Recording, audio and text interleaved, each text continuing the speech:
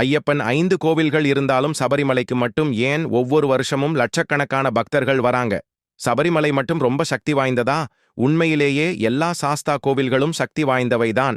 ஆனா சபரிமலைக்கு அதிகம் கூட்டம் வரதுக்கு பல காரணங்கள் இருக்கு. சபரிமலை ஐயப்பன் பிரம்மச்சரிய விரதத்தோட தியானத்தில இருக்கிற நிலை பக்தர்களுக்கு ஒரு தனிப்பட்ட ஈர்ப்பை கொடுக்குது. அவர் தியாகத்தோட உச்சமாக பார்க்கப்படுகிறார். சபரிமலையோட பிரதானமான 18 படிகள் சும்மா சாதாரண படி இல்ல.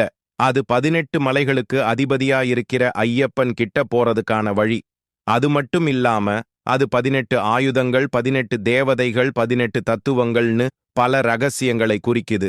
இந்த 18 படிகள் ஏறி சாமி தரிசனம் பண்றது ஒரு மிகப்பெரிய ஆன்மீக சாதனையாகவும் தவமாவும் கருதப்படுது. சபரிமலை யாத்திரை சும்மா கிடையாது.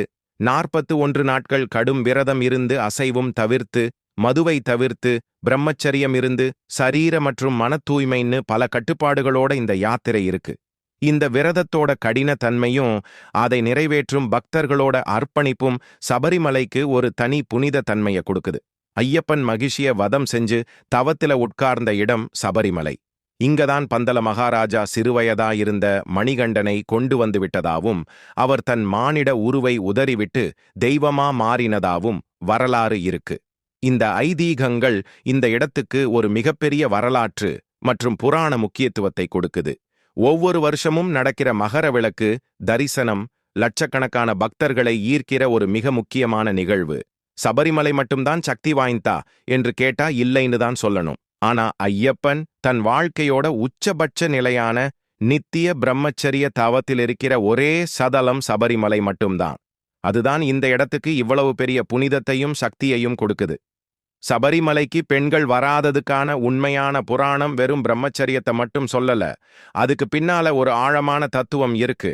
சபரிங்கிற ஒரு பெண் ராமரோட தீவிர பக்தை. ராமருக்காக காத்திருந்து அவருக்கு மீதி இருக்கிற பழங்களை கொடுத்து கடைசியா மோட்சம் அடைந்ததா வால்மீகி ராமாயணத்துல ஒரு கதை இருக்கு. இந்த மலைக்கு சபரிமலைன்னு பேர் வந்ததே இந்த சபரி தாயார் காரணமாதான். சபரிமலையில ஐயப்பன் கோயில் கட்டப்பட்டப்ப சபரியோட தியாகத்தையும் பக்தியையும் கௌரவிக்கிற வகையில இந்த மலை மேல ஐயப்பன் உட்கார்ந்ததா ஒரு நம்பிக்கை இருக்கு.